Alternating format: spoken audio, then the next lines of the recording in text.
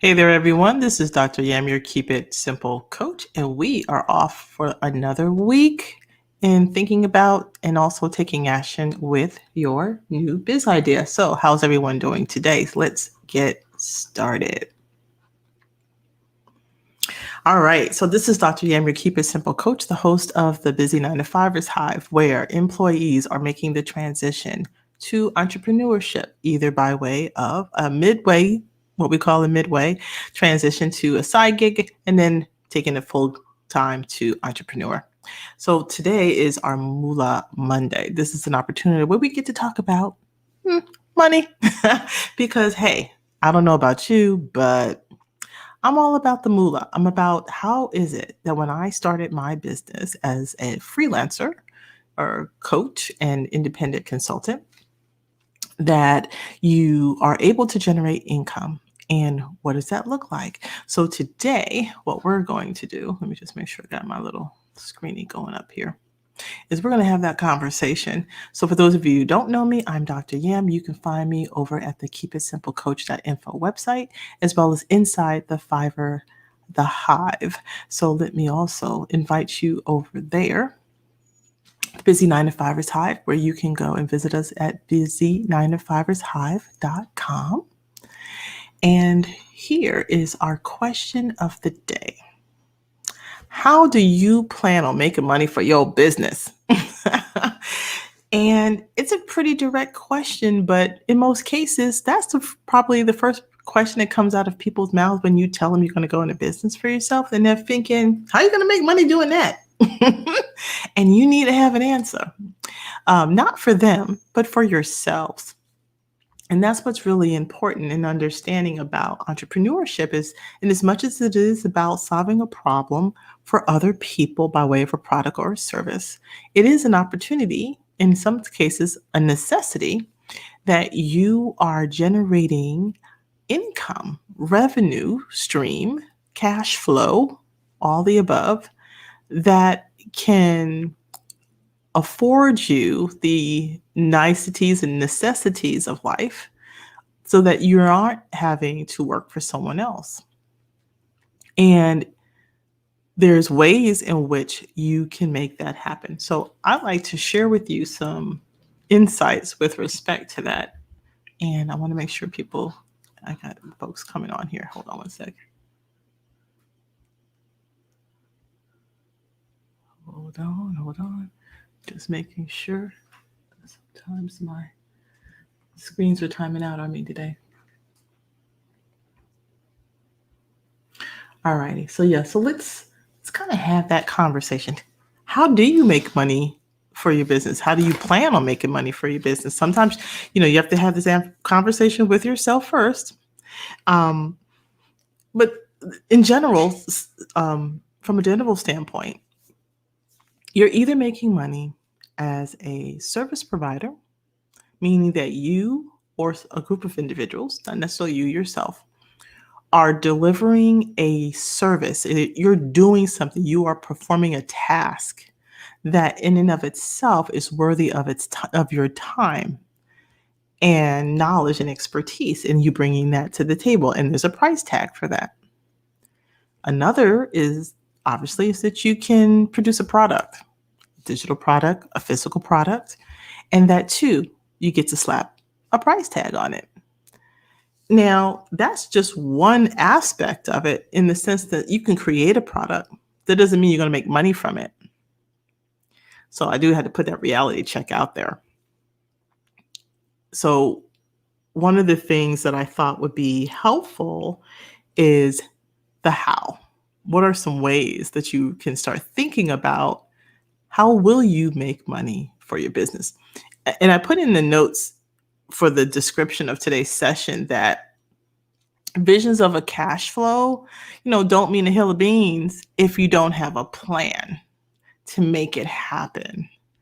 And going out your gate and launching your business, you need to have a strong strategy on how you see initiating and generating money, cash flow coming into your business. And that's where the work happens. It's not going to you just don't get to say, I'm open, come hither, and I'll do whatever. And people are just going to hand over nope, not going to happen. So here are a couple of things that you want to be mindful of. Here are ways that you can make money for your business. And as I said, first one is, of course, if you're a service provider, then it's about making sure that there is a demand for what you have to offer. Clear-cut decision. If there's no demand, then there's no validating of what people are willing to pay you for the services that you're providing. The other piece to that too is that, there are some things that are considered trends and people are willing because of its popularity or even its necessity. They're willing to pay a price for it. You have to make the decision is there a demand for what you plan on putting out there, whether it's a product or it's a service? You have to do your due diligence. Thinking up the idea isn't enough. Even if you think it's a great idea, it doesn't justify its existence. So you can, in a service type business, you have an opportunity where you're able to even bundle or package your service to be a product that you can sell. I'll give you an example. When I'm doing my leadership and coaching and consulting work, right, in my industry, I can put together packages that are conducive of services, but I can bundle it and call it a product. Right. So I can say we're going to come in and we're going to do a school improvement analysis. We will do so many professional development sessions. We will do a needs assessment. We'll bundle all those services and we'll call it the improvement package. Right. And then you get to put a price tag on it. And then people was like, oh, I'll take one of those. So there's an opportunity where, again, that's a way of selling and making money. If you can productize your service, then of course it's just how you have products, physical products or digital products for that matter. Even in that also include, when I say digital products, that could be an app, that could be digital ebooks, that could be an e-course, any of those things. All those kind of fall in line. Another thing about making money is price. So when we think about the demand, then how do you price what you have to offer? And this is typically, particularly for service-based individuals, is very challenging in some ways regarding how you will price what you have to offer. Now, a good rule of thumb is to just kind of like what we call industry standards or what the market will bear, right? There's the norm, right? So when we think of from a statistical standpoint, when we think of data and we think about trends and we're thinking about what, market industry norms, right? When we hear that term and the term norm, we want to think of it in that bell curve, what you should call, right? So a bell curve starts low, comes up high, reaches a apex, and then comes back down and reaches out. On the two ends, right, or kind of like the outliers. So there are people who would make maybe more money or less, right? Less on one side, more on the other. That they're making money at different price points, but the average is what's going on inside the bell, in the bigger, fatter piece of the up. And then that highest level is that's kind of like what the market will bear. That's like the highest people are willing to pay on average. And so when you're thinking about your pricing, you've got to put in other aspects. I'm not going to break down, there's a whole workshop we could talk about on pricing your products and pricing your services. And when you are ready to do that, as a part of your launch, we go through those pieces. So I won't go into great detail, but just know that you want to make sure that there is a demand for what you have to offer so that you can make the money and then you can put a price tag on it.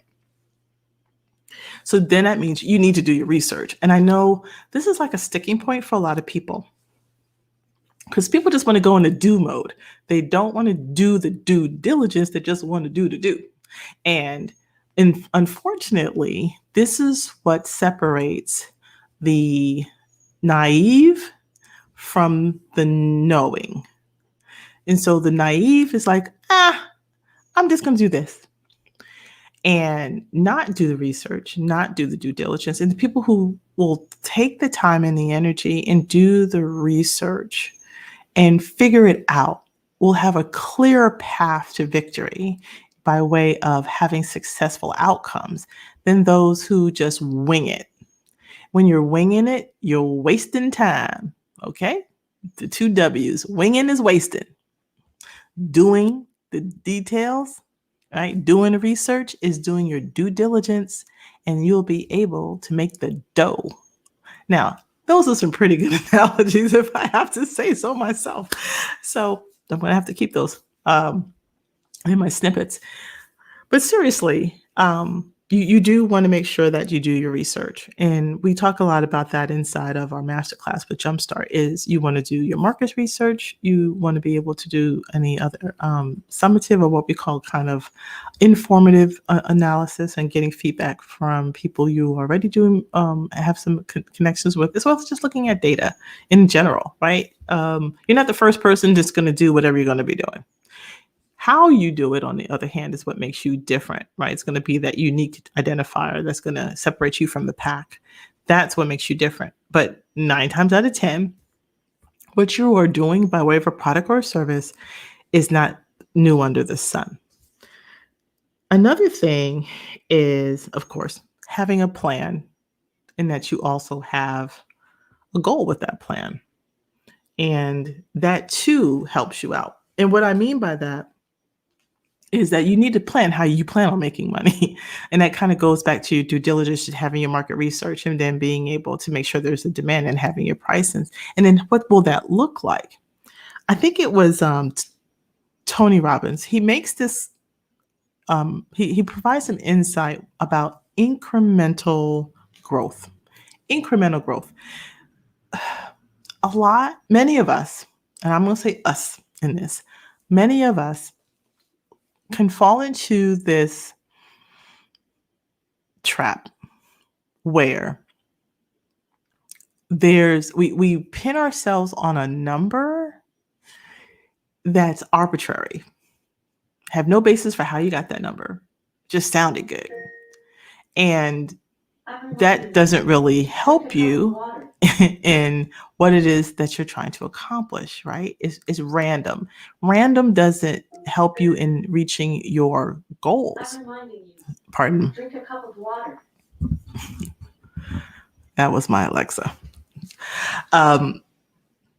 So you want to think about having realistic goals and then kind of chunking it out and working backwards. So there's nothing wrong with having little goals. I think sometimes people say, oh, you got to have big goals. You got to have big dreams. You can have that, but then you also have to have a strategy to getting there. Simply setting out a goal isn't enough. You got to have a plan or a process, a strategy to get you to accomplishing those goals. So incremental growth, I have a little note here about it too. Hold on. You just kind of want to think in those terms. So you're thinking with the end goal in mind. And then how are you chunking out the action steps that you're making in such a way, and also how you're pricing your products and how many products do you think you need to sell in order for you to make those incremental goals so that you can get to those big numbers, and also give yourself enough time to make all this happen, being realistic in those terms. Because you can have these long-term goals, then you can have short-term goals, and then you can have these incremental pieces that get you there. These are what we call like milestones.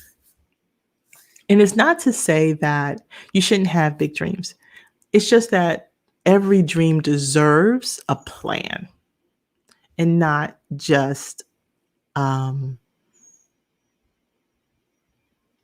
idea. So today, in order for you to to have those incremental growth, then you're able to increase your profits and you'll be able to learn from your mistakes and be able to make those adjustments and things happen. So just think along the lines of incremental goals. And because, yes, even if you say, yes, $100,000 sounds really good to me. Okay. And so when I break this down with my clients, I'm asking, and how do you plan on getting there? What's the strategy to get there? And how do you see that working over what period of time? If you want to make $100,000, that's all well and good. You can do that. But how you get it done is what's going to matter to you in order for you to, so that you're not going to feel as though you're going to feel kind of defeating. And you don't want to have a defeatist type of an attitude. So we go through and do what we call do the math and break things down. And those are ways in which you can think about how you will make money as you pursue your business dream. Just to make sure I'm not seeing anybody. Okay. Another thing to think about is I'm thinking about, okay, so that those are my incremental ones. So if I'm going to make $100,000 and I got to break that down, well, what will $100,000 look like by way of the products and the services that I'm providing? How many widgets am I going to need to sell to get to the 100,000? Also keep in mind that number is that after expenses, because there's revenue and then there's income. So what number are we really talking about? Are you talking about the money you're pocketing? Or are you talking about the money you drew into your business, right? You want to be as specific as possible. That way it helps you in your planning. So these are thoughts that you need to start keeping note of so that you have that in the forefront of your goals. Now, let's think about I'm just looking at my notes. I don't want to forget about. So we talk about making sure there is a demand for the business that you want to start, right? So we need validation. So again, with market demands, you want to do your market research, have a plan. Now, you could also think about, some people would say, well, I can get people who want to maybe invest in my business. Well, yeah, but that's not really income. People investing, meaning that they want you to generate more income. So I'm giving you some seed money so that you can generate enough revenue to draw a profit over a period of time. So you do want to be mindful of your word choices, as I like to say, because people, I think, misuse financial terms or they misunderstand them, and then it kind of bites them in the butt later, usually around tax time. Now,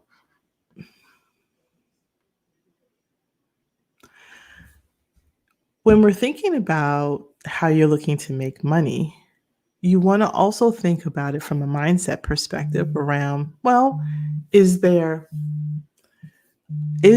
any blocks that might be in your way? Are there any money blocks that are in your way that can prevent you from making the money that you want to make and generating it, right? So in the we do a 5-day challenge, and on making for your removing money blocks and other obstacles, because it does start out the gate that way. So you want to make sure, is there anything that's preventing you from making any money? You want to make sure you get any obstacles, any issues that you may have. You need to deal with those, because whenever you have those types of blocks, it prevents you from moving forward. So you have to be proactive in how that occurs for you and yourself, and be real about what's happening in your life so that you can have space to receive and make things happen, and you're not preoccupied when you have obstacles and blocks. It prevents you from being productive. So keep that in mind.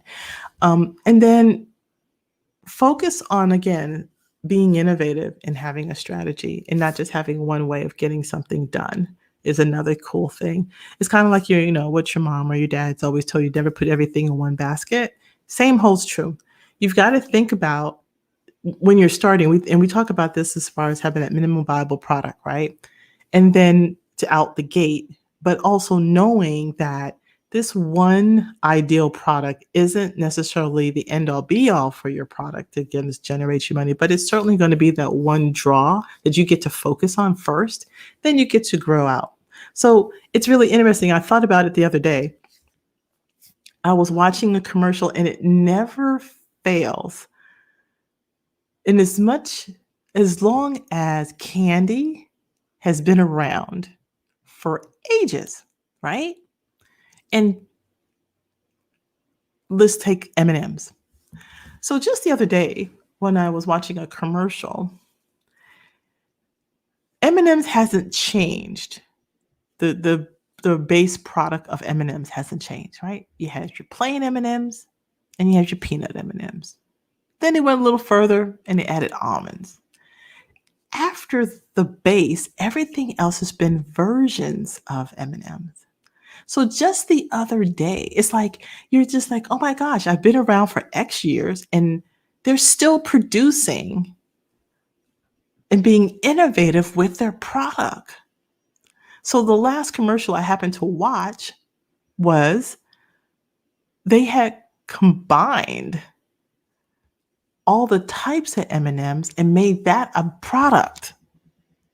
Are you here? Are you seeing that? Are you figuring like OMG? Did you have like OMG? I'm looking at the commercial. I'm like, OMG. Like, this is a product that's been around for well over 50 some odd years, probably longer. I don't know when they started. But here we are in 2021 and they are still produced. This is their first time doing it to my best of my knowledge. Correct me if I'm wrong. But this is the first time they're producing a product where they're packaging, okay? They're packaging their product differently. The products haven't changed. They're just taking the same stuff and they repackaged it and made it something new. So I want you to keep that in mind when you think about your services and your products. Yes, you're going to start with that minimum viable product, the one thing that everybody's clamoring for, right? What is it? What is it that people are drawn to you for? Get good at that. Get that out there in the marketplace. And then you can start to put legs on it, as we like to call it, and put version or, put a little different spin on it and make things different. But you still have that one core product that people are going to be drawn to because you want to put your name on it and productize it in a sense, whether it's a service or it's a product. And so I just thought that was the most, I just kind of watch and I think in those entrepreneurial mindset, right? It's always thinking about business. So I'm looking at this commercial and I'm like, wow, 70 years later and they're still being innovative and being strategic about how they can be relevant in their industry. And I want you to think about that with your new business idea. This is like always thinking about, not that you have to do it all, but thinking about it and putting it, as I always say, it was coming, right? You all know it's coming because this is what I do in the journal. You can put your ideas here and follow them a little later, but being innovative. So I just thought, wow, that was my analogy.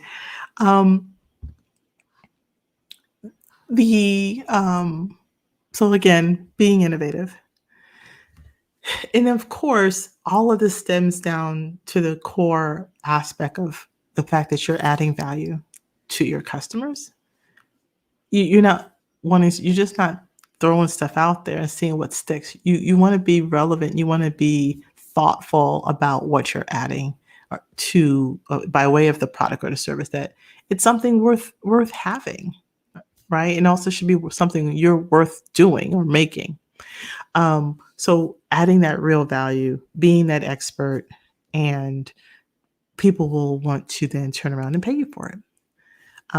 Another thing that helps you make money is leveraging your connections or collaborating is another way for it.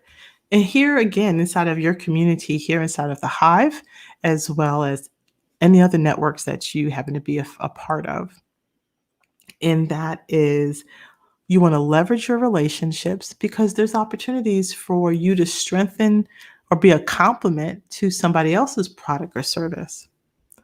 There are so many opportunities for that to happen, and that you can align yourself and that you're able to get in front, what we call get in front of other audiences by, even if it's not on the stage, it could be in a podcast, it could be in a newsletter, it could be in a collaborative blog post, lots of different ways. But how is it that you're able to leverage um, your connections?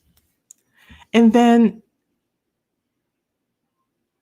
again, when you are creating the strategy, always keep in mind about how you're engaging with your customer and how can you keep that on a high note. So for instance, I'm in this space and I'm in other communities and I'm doing live streaming, I'm doing my newsletters, I'm um, social posting, and I'm putting in and responding and commenting and the alike about myself or the team.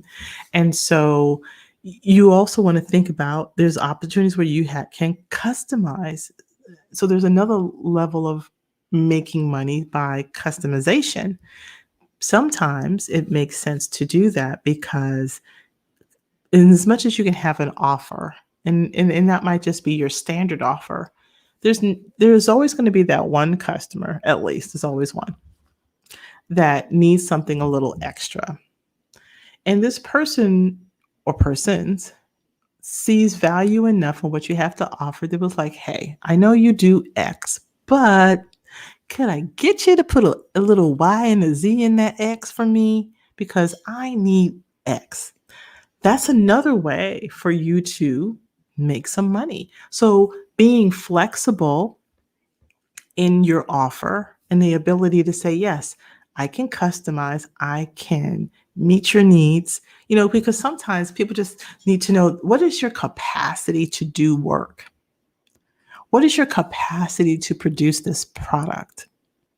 And if you have the capacity and you've demonstrated that, then people can already determine, well, if they can do that, surely they can do something else for me because it's not that far outside of the realm.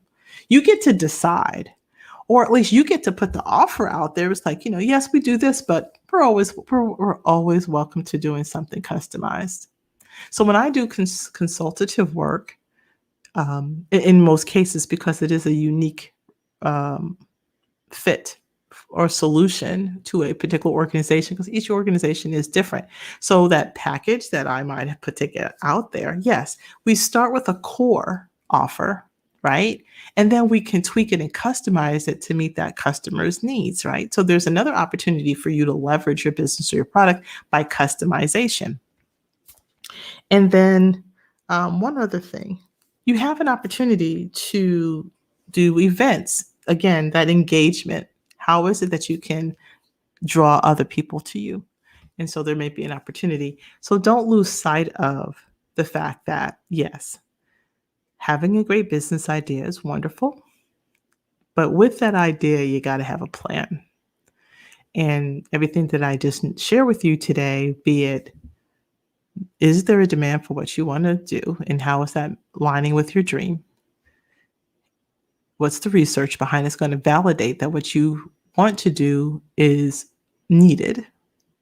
That you create a plan and create a goal. And the plan and the goals, the plan doesn't have to be extensive. I'm not talking binder stuff. I'm not talking about that. I'm simply saying that have something that you can track, because at the end of the day, you've got to be able to track your income, your profits, your losses, your revenue, all those financial matters. You got to have a way of tracking what you are doing and drawing in that money, making the money. Should be tracking it. That's your responsibility as the business owner. Don't leave it to anybody else. So that's the last thing on the list to do, is track your progress and track what's happening and make the tweaks along the way. And again, pricing is going to be critical in how you make your money. And we'll talk more about that in another day. And if that is inside of our masterclass for the Jumpstart course. So we do cover that in greater detail. So don't want to leave that out. And don't miss out on opportunity. This is why networking is so important. I don't care if it's virtual or in person. And as of today, we're getting more to be on the in-person side, which is wonderful. And always be open to listening to what other people have to offer. You never know where your next partnership's going to be from and generate from. You just never know. And here's the other thing that I love about networking and connecting with other people is sometimes people see something in you that you don't see in yourself. And it sometimes may take you off guard, which is fine. But it just gets you to think, it was like, well, I would have never thought that I would partner up with X to get to just make this jive or make it work, right? Because other people are thinking and trying to be innovative at the same time, and they see value in what it is that you have to offer. So it's really important that you are always networking in ways in which are different and important, whether you're in your local community and you're doing your networking or you're online and you're doing it, and not in a salesy way. Remember, you always want to be in the giving mode when you're talking about promoting yourself. It's about adding value and being of service to other people. And that's how you're able to make authentic connections, is that you are being authentic in what you have to do and are able to serve others. And that's how you're able to draw positive people to you who are going to enrich you in ways, and then you'll be able to do the same. And believe me, when you're able to do that, the money comes. Guarantee you that. Don't chase money. When you chase money, you're blocking the flow of energy to come in your direction because you're out pushing against it, in a sense. That's how I see it, at least. So don't chase money. You want to allow a flow to come back to you. And so if you're doing it for the right reasons and you are adding value and you're being your best self and you also, again, are meeting the needs, then that is an opportunity where you'll be able to have those that cash flow and everything else that kind of comes along with it. And that's how you're able to make money.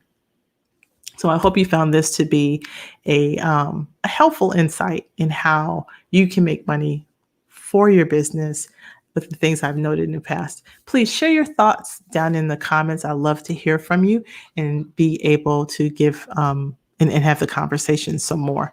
Now, with that said, this is Dr. Yam, your Keep It Simple coach.